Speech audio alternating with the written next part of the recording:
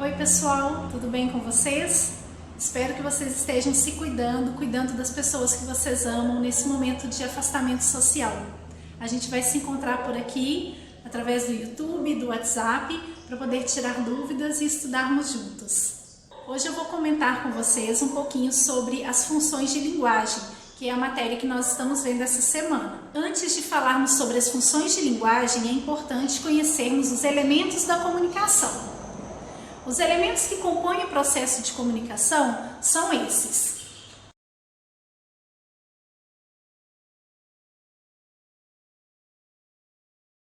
o emissor, que é aquele que emite a mensagem; o receptor ou interlocutor, que é aquele que recebe a mensagem e interage com o emissor; a mensagem, o canal, que é por onde a mensagem passa para chegar até o destinatário. No nosso caso, o canal usado é a minha voz e também a internet. O contexto, que é toda a situação que envolve a comunicação, e o código, que é aquilo utilizado para poder montar a mensagem.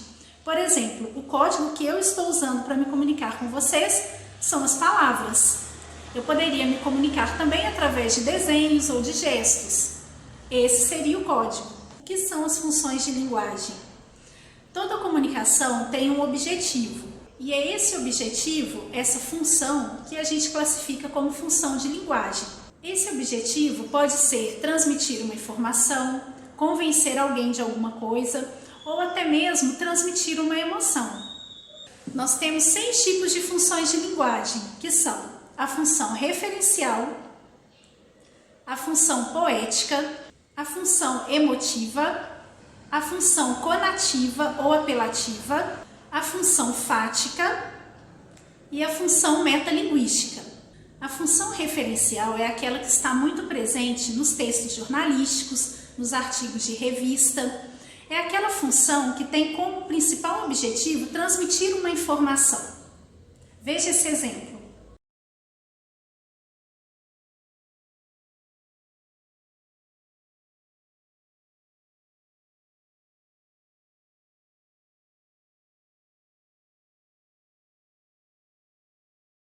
A função poética vai aparecer na poesia, na música. Sua principal característica é o trabalho especial com as palavras.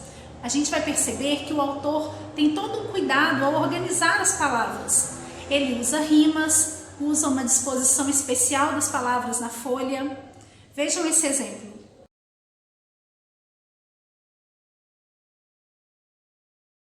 A função emotiva também costuma aparecer na poesia. Ela é focada no eu, na primeira pessoa, que vai transmitir emoção, sentimento. Ela pode estar presente também em músicas, mensagens. Vamos ver o exemplo?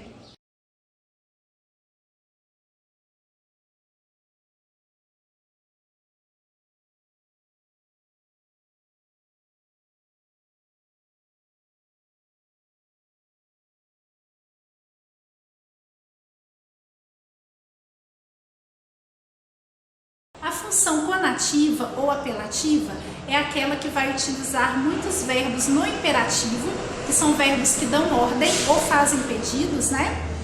E essa função está presente nas propagandas, ou quando a gente quer convencer alguém sobre alguma coisa, sobre alguma ideia.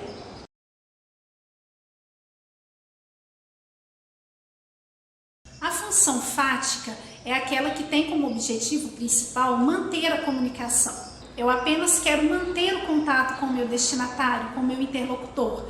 Eu não quero que a comunicação se quebre. Então eu busco meios para poder chamar a atenção dele, para poder mantê-lo na comunicação.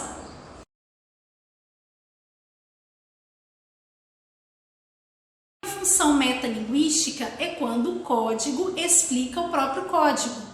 Por exemplo, as palavras no dicionário, elas são palavras explicando o significado de outras palavras. Isso é metalinguagem. O código falando do próprio código. Observem esse outro exemplo.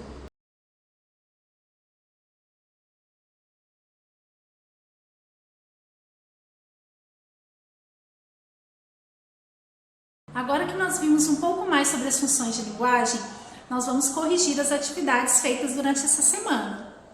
No seu material do PET, as atividades eram apenas leitura e observação do vídeo. E eu enviei para vocês um formulário com 4 questões sobre a matéria. É esse formulário que nós vamos corrigir agora. Então anote as respostas aí no cantinho do seu caderno ou numa folha e depois confira se você acertou. Qualquer dúvida pode me mandar mensagem que eu explico novamente.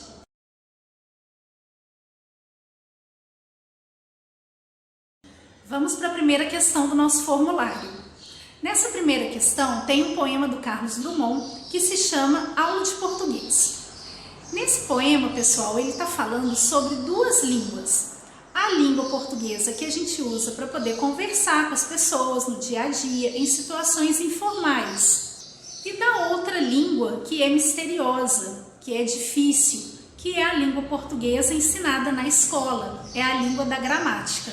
Então, de acordo com esse entendimento, a resposta certa é a primeira, situações formais e informais. Na questão 2, temos uma charge com o personagem Calvin. Calvin está tentando convencer o pai dele a comprar o desenho que ele fez. Quando a gente tenta convencer alguém de alguma coisa, a gente usa a função conativa ou apelativa. Então, no caso, a resposta certa é a última opção, função conativa. Na questão número 3, nós temos todas as funções de linguagem e algumas características, e temos que assinalar a resposta certa. Na primeira função, aparece a seguinte informação: ênfase no emissor, primeira pessoa, e na expressão direta de suas emoções e atitudes.